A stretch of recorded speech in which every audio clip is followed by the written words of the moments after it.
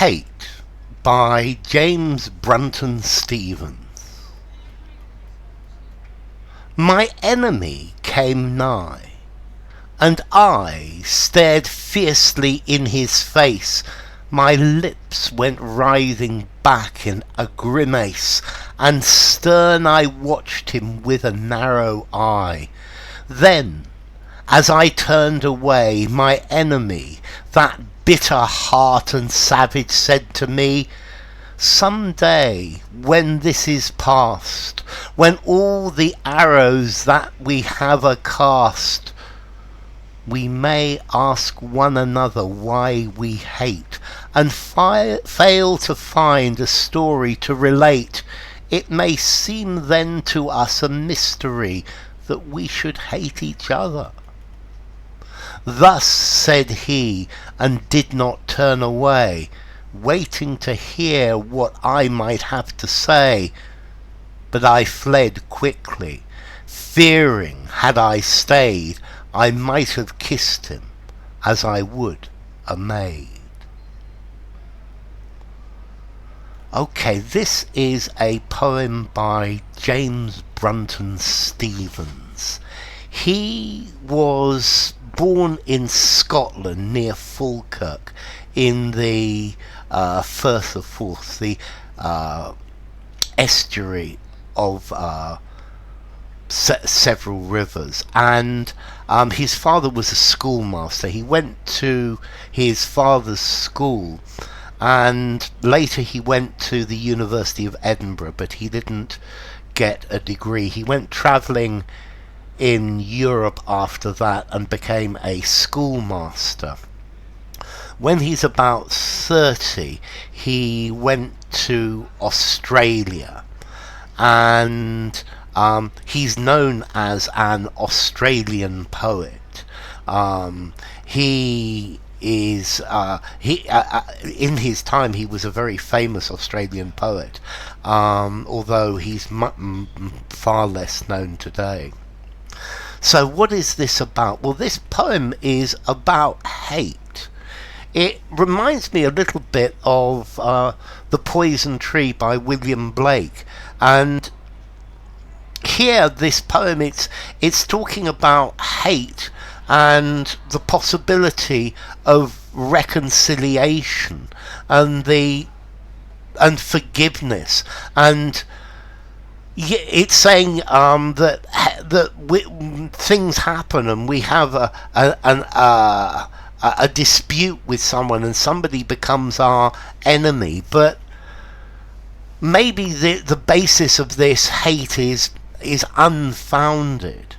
And I think the poem is talking about the fact that when we hate someone, we are almost longing for reconciliation, and the fact that we have preconceptions about our enemy. And he's saying that, or the poem is saying that if the circumstances had been different, then this hate would not have existed, and that the two people would have connected, and they would have loved each other rather than hated each other, and that hate is perhaps something that doesn't last. His initial reaction is intense hatred, but then he realizes that, well, maybe it's not reasonable that he hates this person. My enemy came near, and I stared fiercely in his face. I stared at him.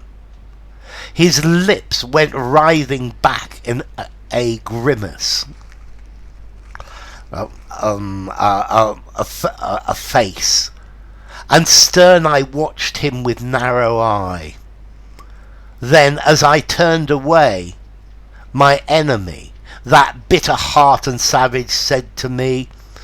So the two of them, they're standing there. The enemy comes up and they're looking at each other, and they're grimacing at each other, they're making faces at each other, and they're looking at each other. And then my enemy, the bitter heart, the person I hated, he said to me, someday, when this is past, when all the arrows that we have are cast, we may ask one another why we hate, and find a story to relate. So maybe one day, after this hatred between us is forgotten, after we've done all the nasty things we can to each other, when the arrows of fortune have been thrown at each other, we might stop and we might ask ourselves, why do we hate each other? And we won't be able to find a reason why we hate each other. So the enemy, I think they want, the enemy is looking for a reconciliation.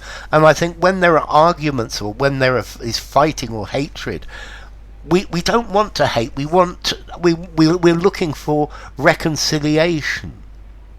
It may seem then to us a mystery that we should hate each other. And then, having looked at it and thought about it, we might come to the conclusion that it's really weird that we hate each other. There's no reason to hate each other. So when this whole situation is over and we think about it, we might really think that there's no reason to hate each other so much.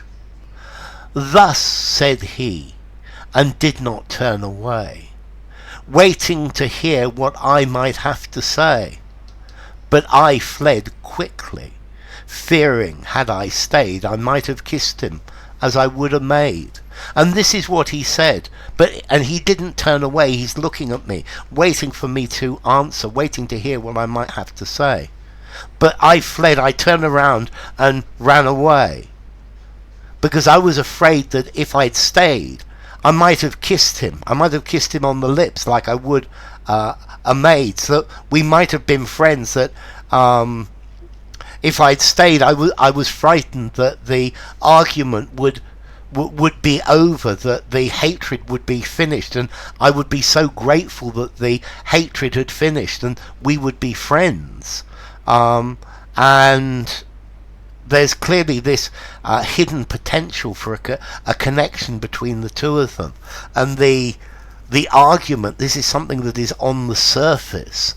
And I was afraid that the argument might end, and that we actually might be friends.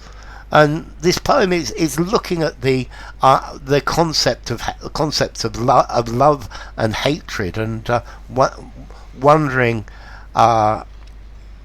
if there is any difference, or maybe they are both part of the same thing.